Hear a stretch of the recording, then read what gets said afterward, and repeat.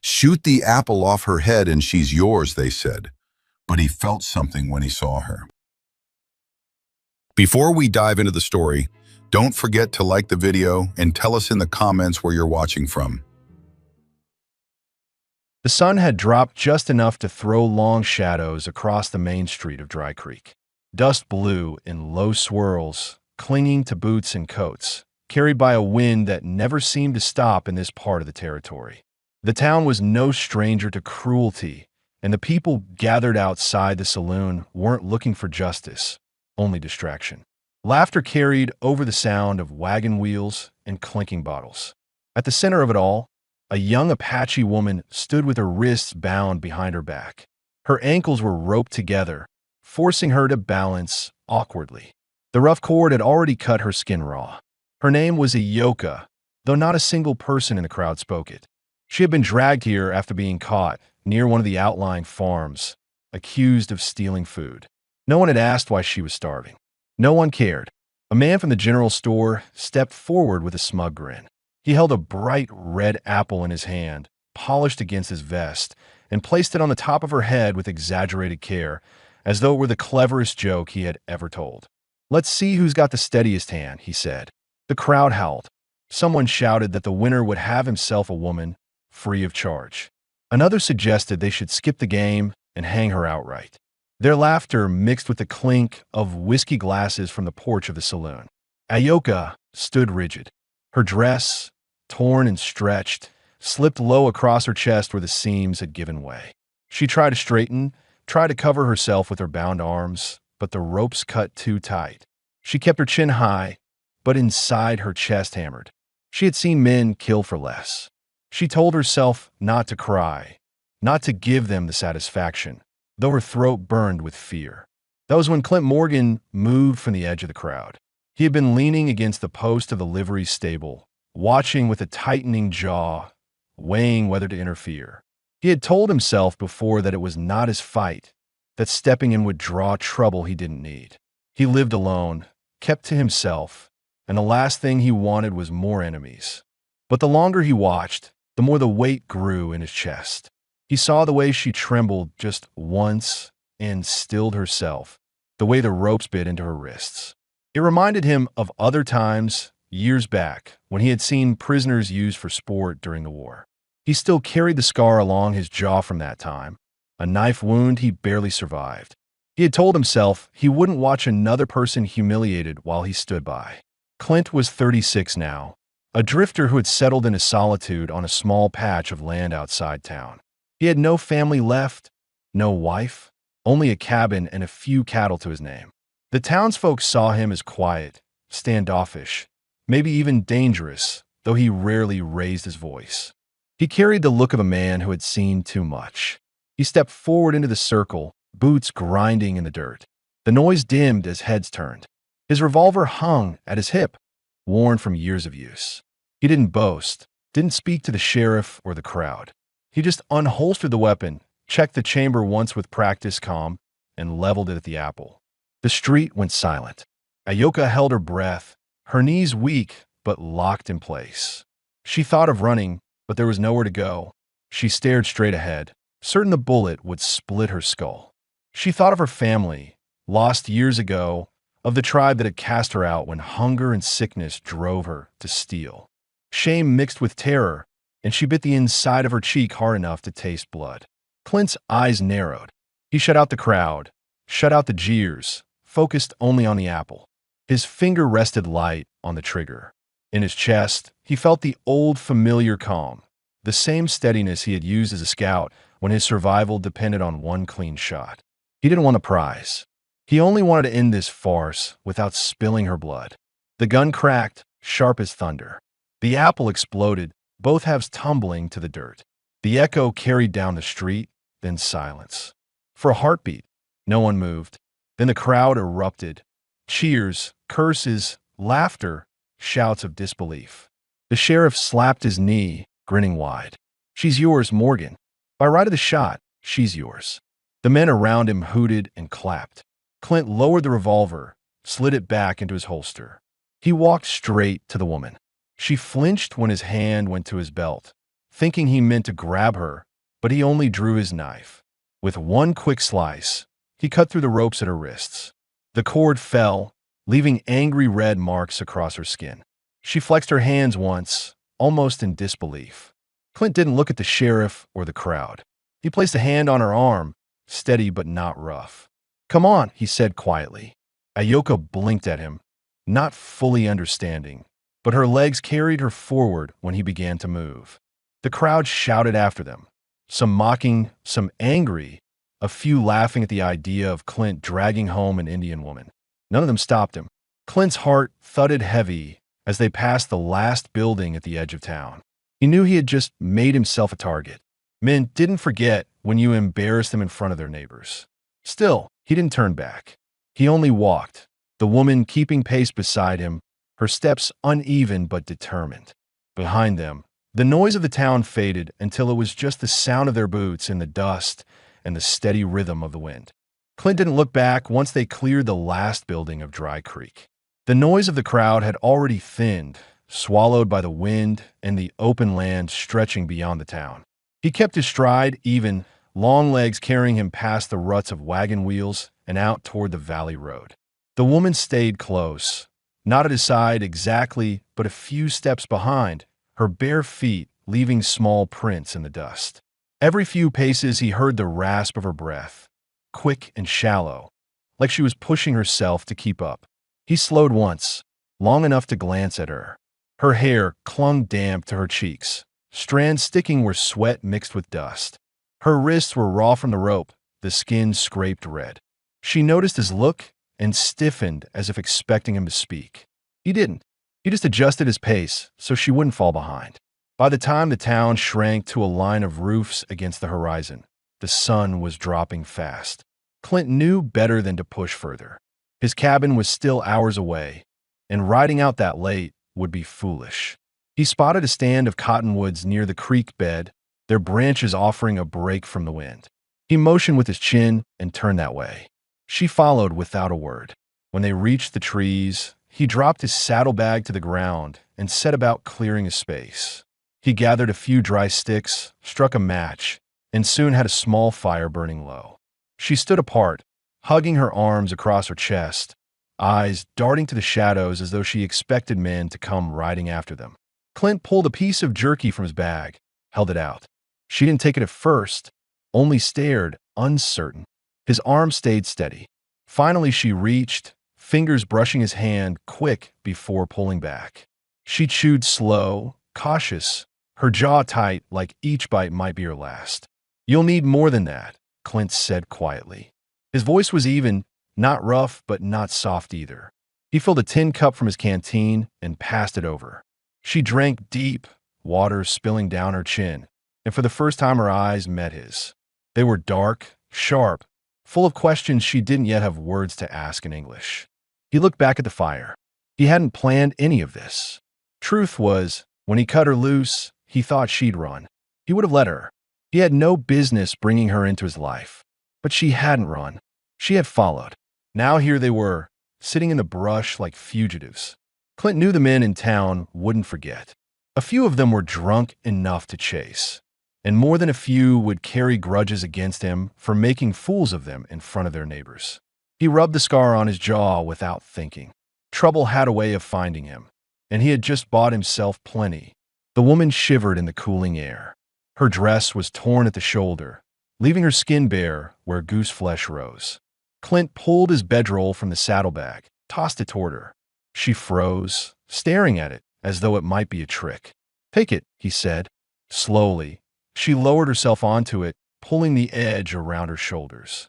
She didn't lie down, not yet. She watched him while he worked, her eyes never leaving him as he cleaned his revolver by the fire, and then set it aside within reach. Only when he stretched out a few feet away did she settle, curling tight under the blanket. The silence stretched. It wasn't comfortable, not yet, but it wasn't the sharp silence of the crowd either. This one carried weight, but not cruelty. Clint lay with his hat tipped low, listening to the night's sounds, the rush of the creek, the distant call of a coyote, the crackle of the fire. He knew sleep wouldn't come easy. Too many memories still woke him. The war, the knife fight that left him scarred, the faces of men he couldn't save. And now this. He wondered what kind of fool he was, dragging a woman he didn't know into his life just because he couldn't stand watching her die in the street. But when he turned his head and saw her breathing slow under the blanket, lashes resting against her cheeks, he knew why. He couldn't let it happen again, not when he had the power to stop it. Ayoka didn't sleep quickly either. Every crack in the brush made her stiffen. Every pop of the fire brought back the jeers of the men. But the ropes were gone, and no one stood laughing at her now. She shifted once, testing the edge of the blanket, and whispered something in her own tongue, so faint it was lost to the night. She didn't know if this man meant to keep her, to trade her, or to leave her at the next stop. She only knew he hadn't raised his hand against her, and he had given her water and warmth when he didn't have to. At last her eyes closed. She stayed curled tight, but sleep crept over her. Clint kept his eyes on the fire until the wood sank to embers. His hand rested near the revolver, as it always did. He told himself he'd only watch until he was sure she wasn't going to bolt in the night. But when his own eyes shut, she was still there, not running, not gone. And when dawn came, pale light spreading across the land, she was still lying close enough for him to hear her breath steady in the morning chill. The morning broke cold, thin light pushing through the bare cottonwood branches. Clint stirred first, rising stiffly from the ground. His hand brushed the revolver by instinct, then relaxed when he saw the woman, still curled on the bedroll. She blinked awake at the sound of him moving, sitting up quick, eyes wary, clutching the blanket around her shoulders. "We've got ground to cover," Clint said, his voice even. He didn't know if she understood all of it, but he made a motion with his hand, rising, walking, and she nodded. He packed his few things into the saddlebag, left the fire to die in ash, and they set out along the trail. The wind had shifted cold, carrying grit across the valley floor. The woman walked silent beside him, arms wrapped tight against the chill.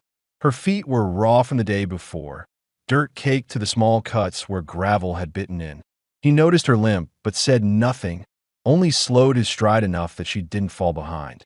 The land stretched wide and empty, dotted with sage and brittle grass, ridges rising in the distance.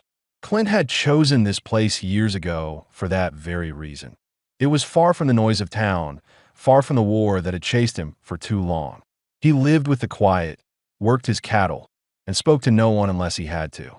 That life had suited him until yesterday, when one sharp decision put someone else in his care whether he had planned for it or not. By mid-morning the cabin came into view, a squat shape of weathered logs, roof patched with tin, smoke pipe leaning but still whole. It sat against a low ridge with the creek running not far off. A corral of split rails stood half empty. Only 2 cattle grazing nearby, ribs showing after a lean winter. A chopping block, worn from years of use, waited by the door with an axe buried in it. Clint slowed as they approached. He wasn't proud of what it looked like. The place was built for one man who expected no company.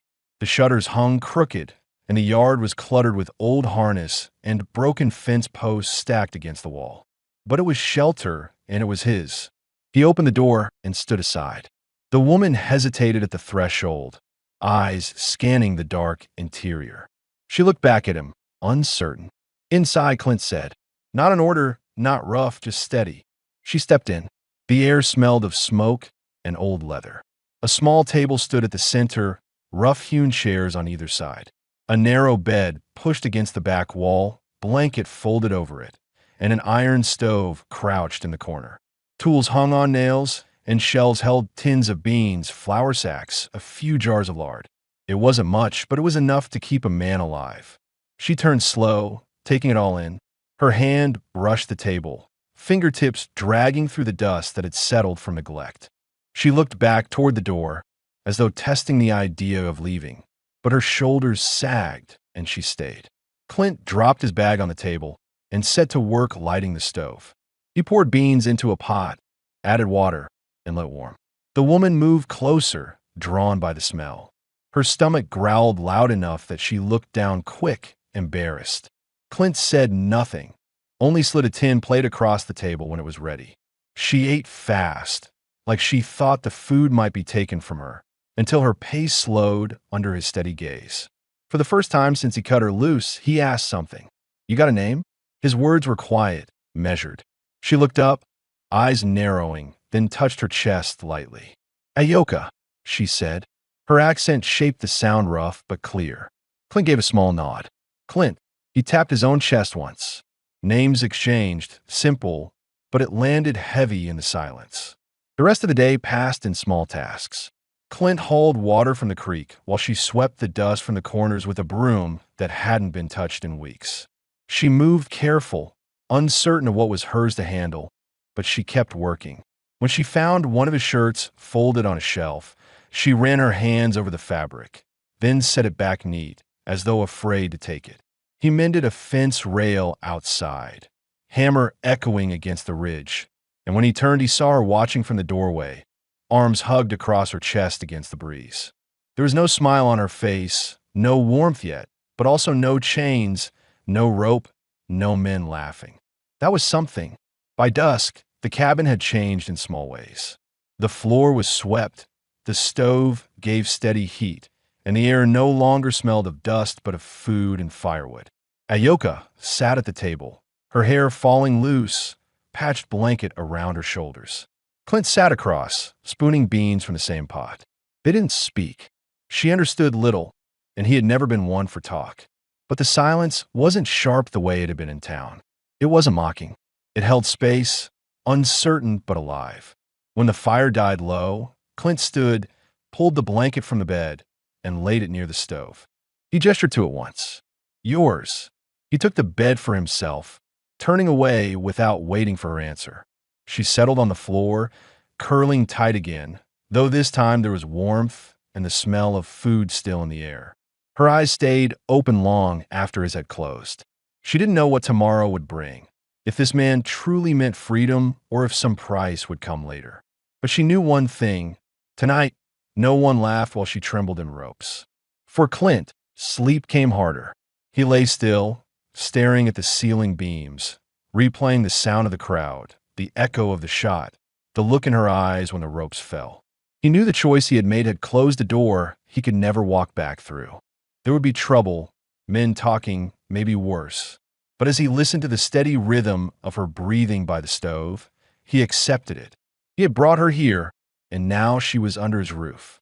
Outside, the wind rose against the shutters, carrying dust and cold across the valley. But inside the cabin, two people lay in uneasy silence, bound now not by rope, but by the weight of what had already been set in motion. The next morning broke with pale light through the cracks in the shutters. Clint rose early, as he always did, pulling on his boots and stepping out into the cold. The ground was still frozen hard, his breath hanging in the air. He moved to the chopping block, pulled the axe from the wood, and set to splitting logs. The sharp crack echoed against the ridge. When he turned back toward the cabin, he saw Ayoka standing in the doorway, the blanket still wrapped around her shoulders. She watched him for a long moment, silent. He kept working, driving the axe through the wood, stacking the pieces to the side. A few minutes later, she stepped into the yard. Her bare feet pressed into the frozen dirt, and she shivered once before steadying herself. She bent, picked up a log he had split, and carried it inside without being asked. He paused, axe resting against his thigh, and watched her. She didn't meet his eyes, only moved back and forth, carrying one piece at a time until the stack inside by the stove grew higher. He said nothing, but there was a pull in his chest, the faint recognition that she had chosen to help, not because he told her, but because she wanted to. After the wood was stacked, Clint hauled 2 buckets down to the creek. He glanced once over his shoulder and saw her following, the blanket dragged around her like a shawl. At the water's edge, he knelt, filling the buckets. She crouched beside him, dipping her hands into the icy stream. She hissed at the cold, then brought a handful to her mouth, drinking quick before wiping her face with her sleeve. He lifted one of the buckets and handed it toward her. She hesitated, then gripped the handle, struggling with the weight, but she carried it part way before he took it from her again. Inside the cabin, he set about mending a broken strap of harness at the table. She moved slowly around the room, studying the shelves, the tools, the iron stove, as if measuring where she fit. She found a rag and began wiping the dust from the shelves. When he glanced up, she dropped her eyes, embarrassed, but he didn't stop her. At midday, he cooked beans again, dropping a piece of dried pork into the pot. When he set the plate in front of her, she paused, then murmured, "Thank you." The words were halting, her accent heavy, but clear enough. Clint froze, spoon in hand, then gave a small nod. "You're welcome." They ate in silence, shoulders bent over the table. But the silence was different than before. It was less sharp, less heavy. Later, while he worked outside repairing a fence line, he heard footsteps behind him. He turned to see her standing with his hammer in her hands. She held it out awkwardly. He took it, jaw tightening, and said, "Thank you." She didn't answer, only lingered a moment before retreating back to the cabin. That evening, as the fire warmed the room, Clint sat sharpening his knife. Ayoka sat across from him, legs folded under her, mending the torn sleeve of her dress with clumsy stitches. She worked slow, tongue caught between her teeth in concentration. He found himself watching her hands, small and steady despite the rough thread. When she caught his eye, she looked down fast, cheeks darkening. He cleared his throat. "You'll need better clothes." She tilted her head, not understanding. He tugged at his own sleeve, then gestured to hers, frayed and worn. "Clothes. You need better." She followed his hand, then nodded once, eyes dropping to her lap. He wondered if she thought he was mocking her, but he hadn't meant it that way. He almost explained further, then let it go. Night fell. Clint laid the bed blanket by the stove for her again, but this time she hesitated. She touched the wooden chair instead, shaking her head. "Here," she said, pointing. "She want to sit longer, not sleep yet." He lowered himself into the other chair. The firelight flickered across her face. She studied him openly for the first time, her dark eyes steady, unblinking. He met her gaze, waiting. Finally she spoke, voice quiet, words broken but deliberate. "Why me?" He frowned. "What do you mean?" Her hand lifted slightly, trembling, pointing to herself. "Why free?" Clint leaned back, staring at the fire. The truth was he had asked himself the same question since yesterday. Why had he stepped in? Why had he dragged her here instead of letting her run off into the brush? He rubbed the scar on his jaw, felt the old ache in his chest. "Because I couldn't watch it happen," he said finally. His voice was rough, low, but honest. She studied him a long moment, lips pressing together. Then she lowered her eyes, nodding once. She didn't ask again. Clint lay down in his bed not long after, listening to the soft creak of the chair as she shifted near the fire. He knew this wasn't simple. He had brought her here, but she wasn't a guest, not yet. She wasn't a prisoner either. She was something in between, something he didn't have words for. When his eyes closed, he heard the faint sound of fabric rustling. The fire stirred, and then the quiet rhythm of her breath. The cabin no longer felt as empty. It carried weight now, the kind that settled in a man's chest and told him nothing would be the same again. The weather turned colder that week, the kind of wind that carried grit against the windows and made the boards groan. Clint woke before sunrise as usual, stoked the stove, and pulled on his coat. When he turned, he saw Ayoka already awake, crouched near the fire with her blanket around her shoulders. Her hair fell in loose strands, and her eyes were steady on him. She didn't flinch anymore when he moved. "Stay warm," he muttered, stepping outside with his tools. He wasn't sure if she caught the words, but she didn't need to. He spent the morning checking fence lines. The cattle had wandered too close to the ridge the week before, and one post had cracked under pressure. As he hammered a replacement, he looked up to see her walking toward him. She carried a small bucket, her steps slow in the mud, but she came straight across the field without hesitation. She set the bucket down beside him. Inside was a piece of bread and a cup of water. Clint looked at her, then at the bucket. "Thank you," he said. She didn't answer, just stood with her arms folded across her chest against the wind. After a moment, she crouched, picked up a loose nail, and held it out. He took it, slid it into the wood, and brought the hammer down. She stayed, handing him another when he finished the first. They worked like that in silence until the fence held firm again. When they walked back toward the cabin, Her shoulders seemed straighter. Inside, Ayoka had begun shaping the space in ways Clint hadn't expected. She swept the corners daily, folded the bed blanket neatly when she rose, and began sorting the few supplies he had. She stacked flour and beans into tidy rows, set tin cups together, and patched a crack in the stovepipe with an old rag soaked in grease. Clint noticed the difference when he came in from work.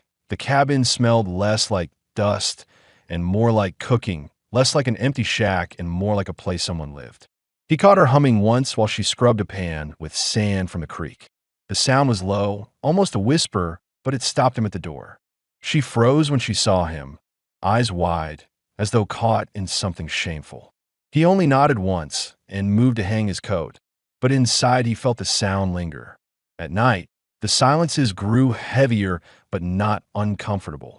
She tried more words in English. Wood, she said one evening, pointing at the stacked logs. He repeated it, then pointed at the stove. Fire. She nodded. Later she touched the cup. Water. Again he repeated it, and a small rhythm formed between them. The words were slow, broken, but they filled the space where before there had been only distance. Clint noticed things he had not before. The way her hands moved steady when she worked, not delicate, but sure.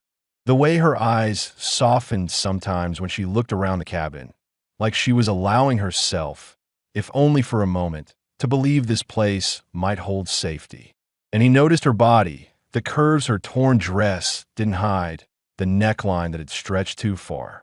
He told himself not to, that it was wrong to stare, but his eyes drifted anyway.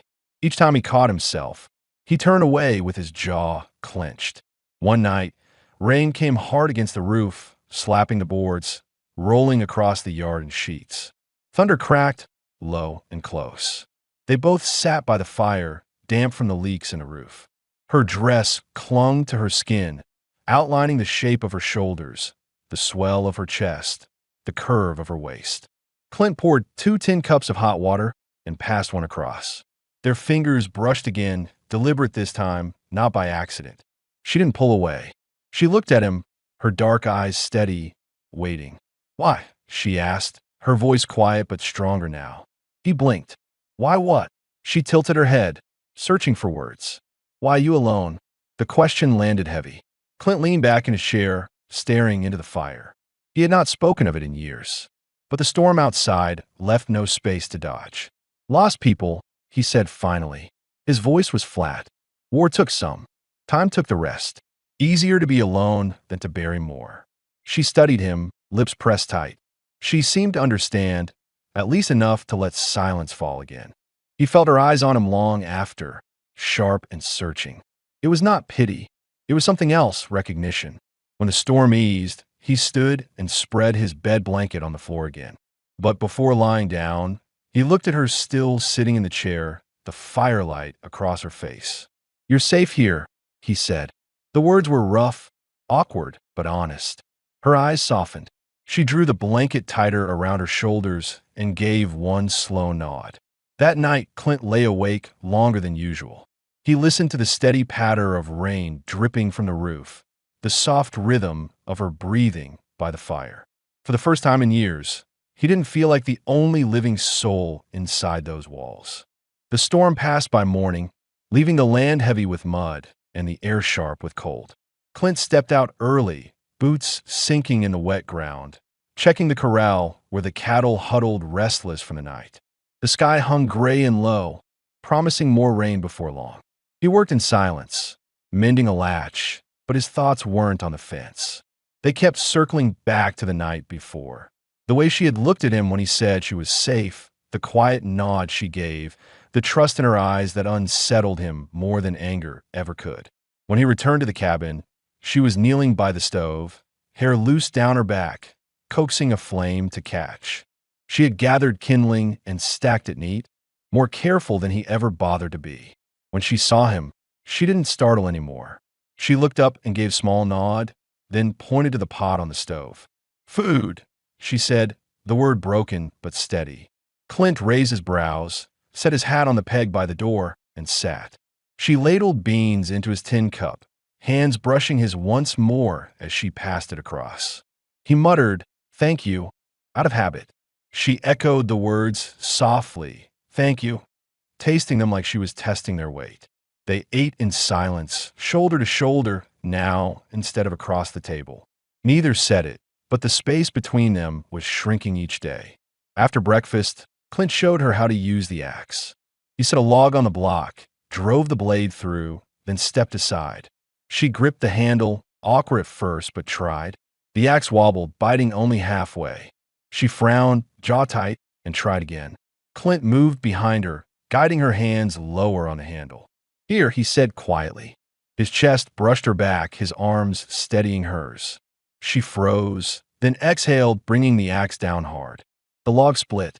She turned, eyes meeting his, breath quick.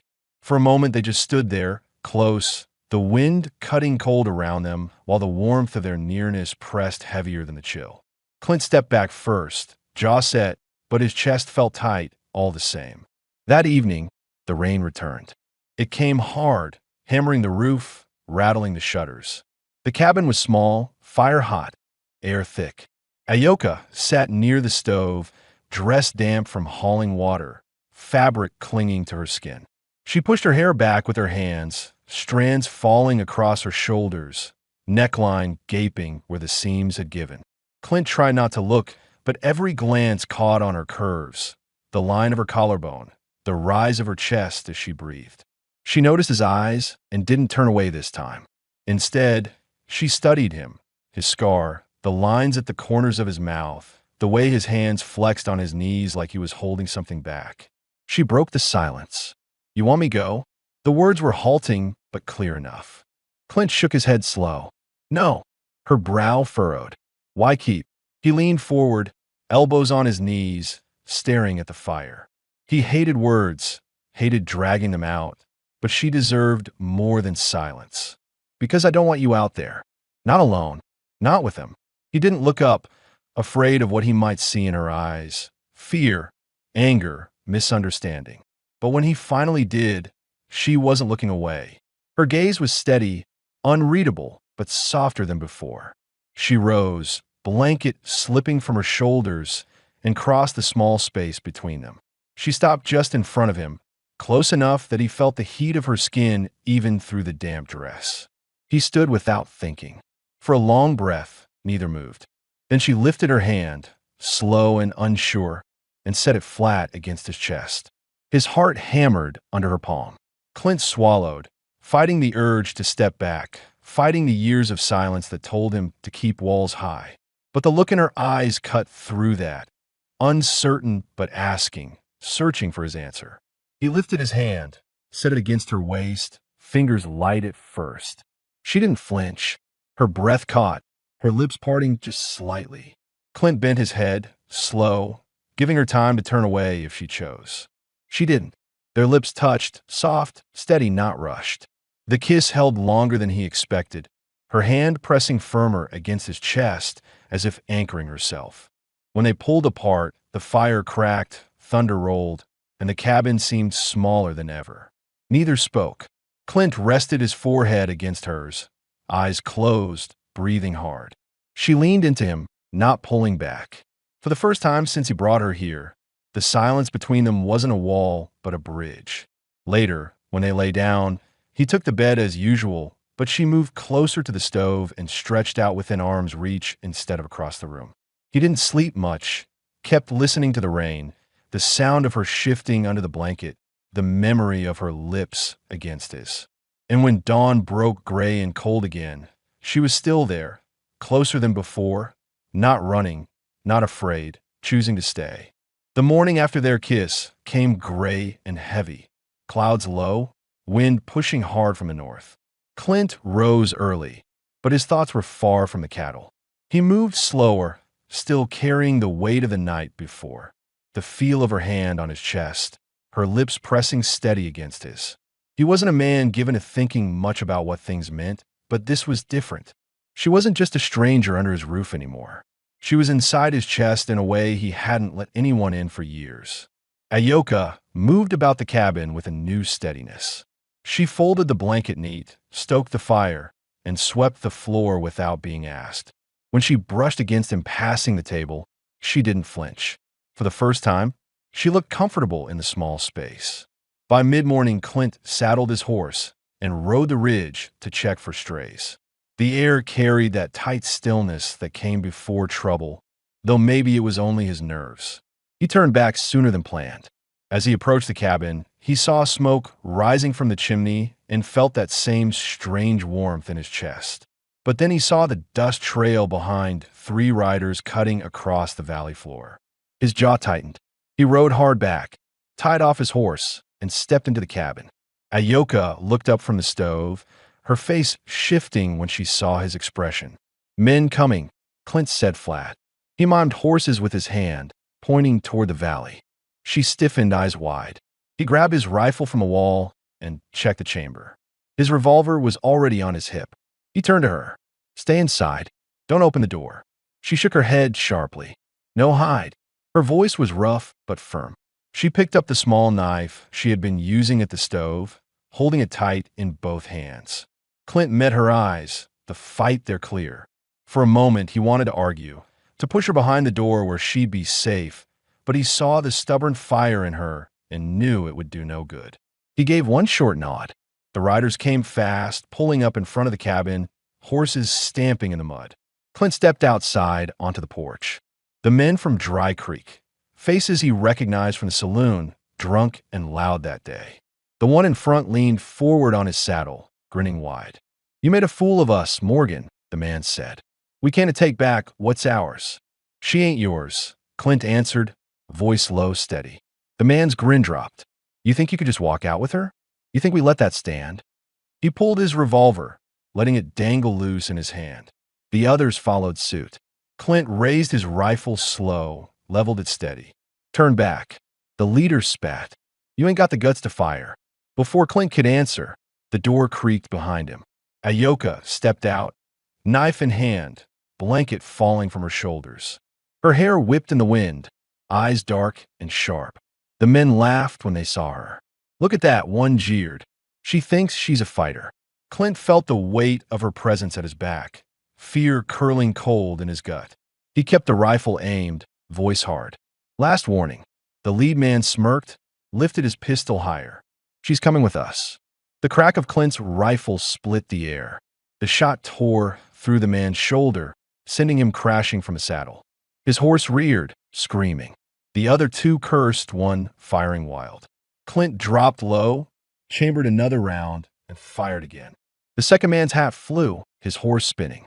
The third turned his animal hard, spurring it away. Within moments, the valley rang with the sound of retreating hooves. Clint stood in the doorway, chest heaving, rifle still hot in his hands.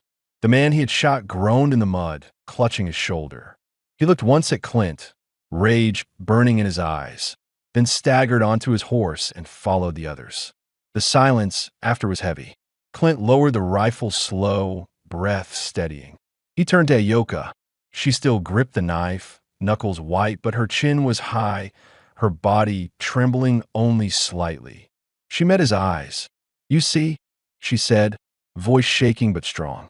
"No hide." Clint stared at her a long moment, then nodded. "No hide." They went back inside, the cabin close with the smell of gunpowder and fear. Clint set the rifle on the table, rubbed a hand down his face. Trouble would come again. That much was certain. Men like that didn't forget. But as Ayoka set the knife down, her hand brushing his for just a second, he knew something else too.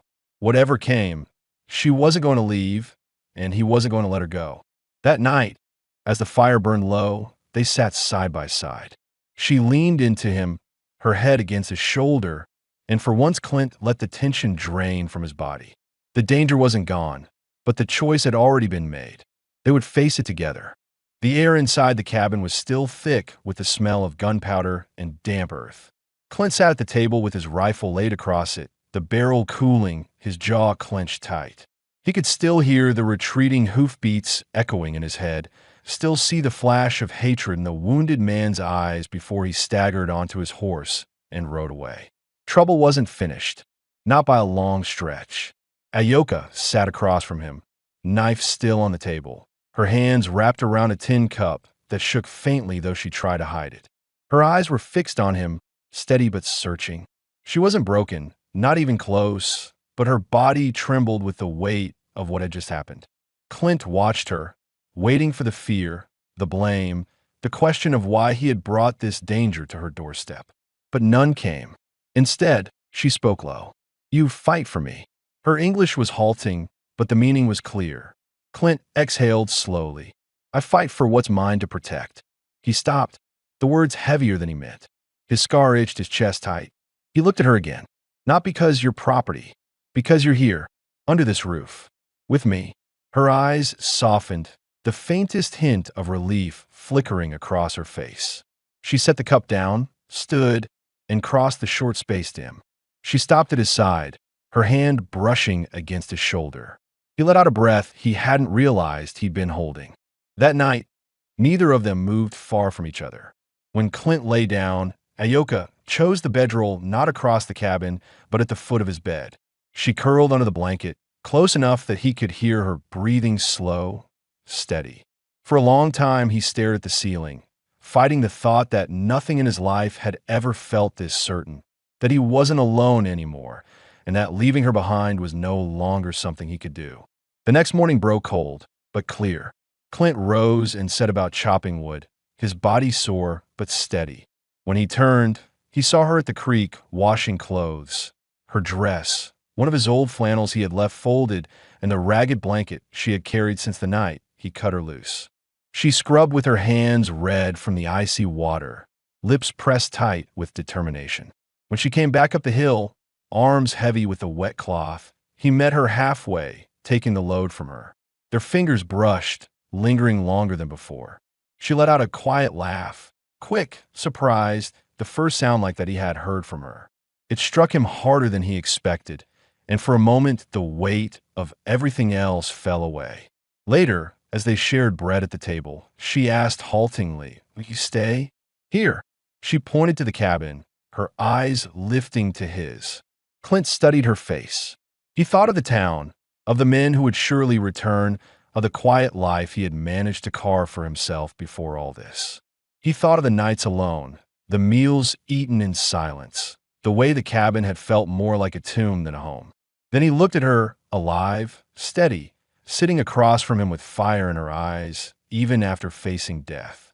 "We stay," he said, voice rough but certain. Her lips parted in a small breath, and she nodded once, slow, as if sealing something unspoken between them.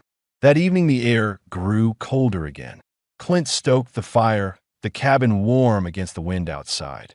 Ayoka sat close, hair damp from washing, wearing his old shirt over her torn dress. The firelight caught the curve of her face, the fullness of her figure beneath the fabric. She watched him with quiet intensity, not looking away when his eyes lingered. Clint moved closer, slow, deliberate. He reached for her hand where it rested on her knee.